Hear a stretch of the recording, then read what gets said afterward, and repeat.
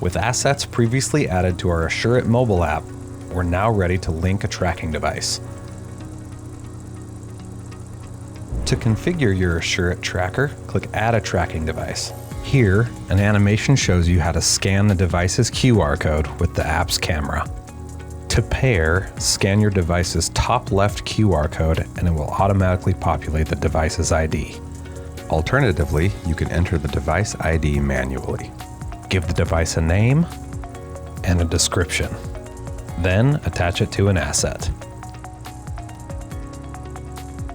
Once you click Save, you have successfully paired a device and linked it to an asset.